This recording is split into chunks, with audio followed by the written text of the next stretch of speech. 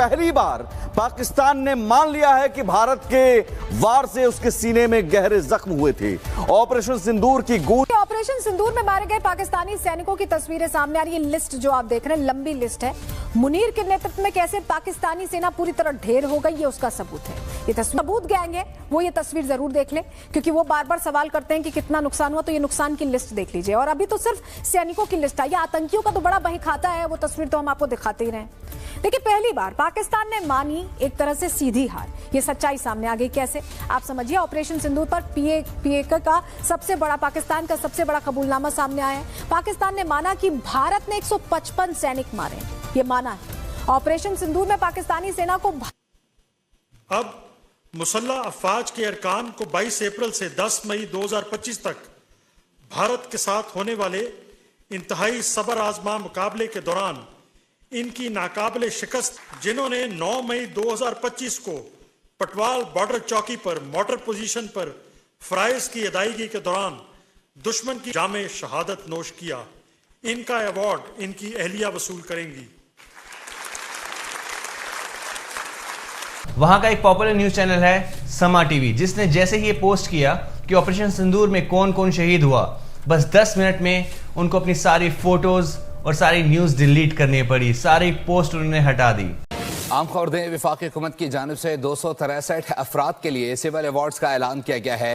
हुकूमत पाकिस्तान ने तमगा इम्तियाज के लिए मुंतखब किया है। सिविल भारी नुकसान हुआ है। सबसे ज्यादा पाकिस्तानी सैनिक पंजाब प्रांत के मारे गए, ये पता चला है। अब वीरता पाकिस्तान जो पदक देकर यहाँ पर छिपा रहा है, वो शर्मनाक हार ही तो है, और क्या है। पाकिस्तान की मुसल्लह अफवाज और अवाम एक नाकाबिले शिकस्त कुव्वत है, और दुश्मन की बुज़दिलाना हरकतों से ना हमारी हिम्मत कमजोर होगी, ना हमारी वहदत में दरार आएगी। और इंशाअल्लाह पाकिस्तान का हर सिपाही, हर शहरी और बलोचिस्तान का हर फर्द फितनाल हिंदुस्तान के खिलाफ सीना सुपर होकर उनके नाकाम वजूद को निस्तो नाबूद कर देगा। शहरियों को सफाकी से शहीद कर दिया। यह उनका गुनाह सिर्फ ये था कि वो पंजाब से ताल्लुक रखते थे। क्या भी कार्रवाइयां होती हैं, ताने बाने भारत से जुड़ते हैं और पता चलता है भारत की वहां पे बाकायदा इन्वेस्टमेंट है, भारत दहशतगर्दी की कार्रवाई में मुलविस है, सबूत भी बारहा सामने आते हैं। हम सबूतों के होते हुए भी पड़ती है इस लेवल पर शिकस्त, हम इसको किस तरह दे सकते हैं आपके मुताबिक?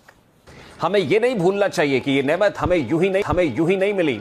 कुर्बानियों की लाजवाल दास्तान रकम करके हमें ये तोहफा दिया है, मिली नहीं है हमें अर्ज़े पाक तोहफे में जो लाखों दीप बता रही हैं। ये सबूत है कि खुद पाकिस्तानी टीवी चैनल समा टीवी ने अपनी वेबसाइट पर पहले से छापा, बताया कि 155 सैनिक शहीद हुए, और कुछ ही देर बाद वो रिपोर्ट वेबसाइट से गायब भी हो गई। शायद मुनीर ने जिल्लत से बचने के लिए वो रिपोर्ट हटवा दी, लेकिन अब तो डिजिटल का जमाना है, कुछ लोगों ने फोटो खींच ली, वायरल हो गई, और ये देखिए पूरी लिस्ट हम आपको दिखा रहे हैं।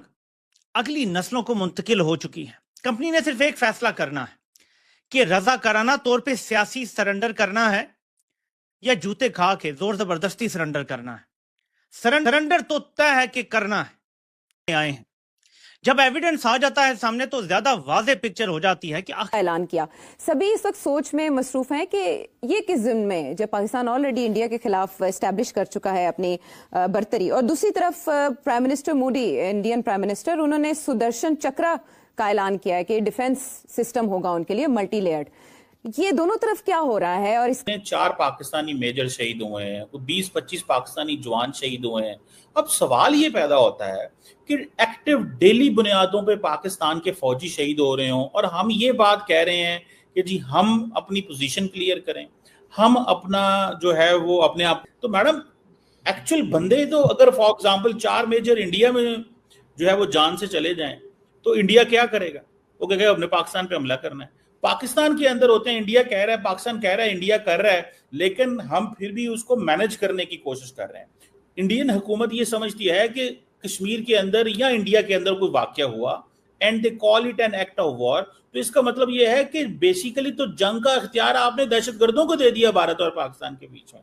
तो जब पाकिस्तान के फौजी शहीद हो रहे हैं तो वो तो नहीं कह रहे हम इंडिया पे हमला कर देंगे, वो कह रहे हैं इसको मैनेज करना पड़ेगा, चीजों को देखना पड़ेगा। तो आपको नहीं लगता कि इस सिनेरियो को भी तो देखना पड़ेगा? वन साइडेड स्टोरी कैसे चलेगी, कितनी देर चलेगी?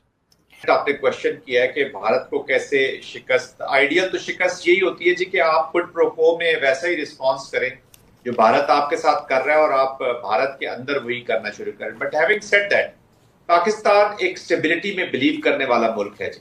सही। लेकिन पाकिस्तान एक स्टेबिलिटी वाला मुल्क है जी। पाकिस्तान ये दो न्यूक्लियर कंट्रीज के दरमियान कॉन्फ्लिक्ट को इतना उस लेवल पर नहीं ले जाना चाहता कि जहां से इस रीजन के 2 अरब लोग जो है वो नुकसान उठाएं। यस वी यहाँ पर टेररिस्ट होते, जब टेररिस्ट अपने ही हमने बिठा के रखे, हमने खुद ही बनाए हैं, हमने खुद ही प्रोड्यूस किए हैं, चाहे वो जनरल परवेज मुशर्रफ ने कहा हो, चाहे अभी आपके डिफेंस मिनिस्टर ख्वाजा आसिफ साहब ने कहा हो कि हम 30 इयर्स मिलिटेंट्स को पालते रहे, हमारी गलती थी, हम डॉलर लेके ही करते रहे। तो जब आपके बिलावल भुट्टो जरदारी ये कहते हैं कि पाकिस्तान की एक हिस्ट्री रही है और उस पर हमें शर्मिंदगी है, तो सर फिर जब टेररिस्ट यहाँ पर होंगे तो हम भारत पे हमला क्यों कर देंगे?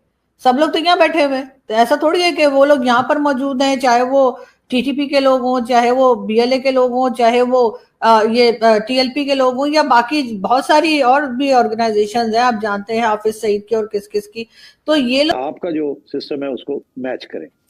पहली बात, आपने जो देखा कि आपकी कमजोरी क्या है, आपके पास इस वक्त कोई S-400 टाइप का मिसाइल डिफेंस सिस्टम नहीं है, कोई आयरन डोम नहीं है, कोई कुछ नहीं है जिसके जरिए आप अपने आप को प्रोटेक्ट कर सकें against Indian missile attacks. India ने डेमोन्स्ट्रेट किया है इस दफा कि उनके पास जो मिसाइल टेक्नोलॉजी है और मिसाइल एक्यूरेसी है, वो they were able to target both your air bases and your so called freedom fighters के जो ऑफिस वगैरह है। तो they demonstrated that whether they are जहाज से आते हैं मिसाइल्स या ग्राउंड से जाते हैं।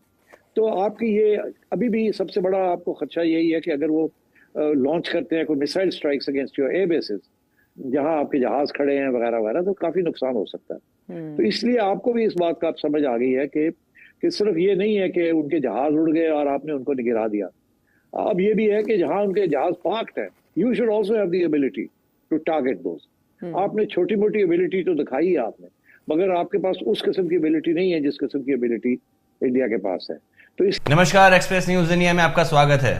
अब फाइनली पाकिस्तान ने मान लिया है कि इंडिया ने उनके कितने सोल्जर्स को मारा है। लेकिन दोस्तों, पाकिस्तान की मीडिया में इतनी हिम्मत नहीं है कि वो ये न्यूज ओपन करे, क्योंकि सबको पता है कि अगर ये न्यूज चलेगी तो क्या होगा। वहां का एक पॉपुलर न्यूज चैनल है समा टीवी, जिसने जैसे ही ये पोस्ट किया कि ऑपरेशन सिंदूर में कौन कौन शहीद हुआ, बस 10 मिनट में उनको अपनी सारी फोटोज और सारी न्यूज डिलीट करनी पड़ी, सारी पोस्ट उन्होंने हटा दी। लेकिन तब तक ये न्यूज वायरल हो चुकी थी।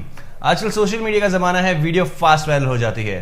पाकिस्तानी ऑफिशियल्स का पॉलिस सर्वे खुल गया, जिसमें आपने देखा कि वहां के जो भी मेजर ऑफिशियल्स हैं वो अनाउंस कर रहे हैं कि इंडिया के साथ हुई लड़ाई में कितने जवान शहीद हुए और उनके नाम के साथ अवार्ड्स दिए जा रहे हैं। पाकिस्तान ने ओपनली एक्सेप्ट किया है कि उनके कितने सोल्जर्स मारे गए। जो लोग इंडिया से प्रूफ मांगते हैं उनको देखना चाहिए कि ऑपरेशन सिंदूर में इंडिया की क्या सक्सेस थी और इंडिया क्यों प्राउडली क्लेम कर रहा था कि जो भी काम इंडिया ने करा है वो पाकिस्तान कभी नहीं भूलेगा।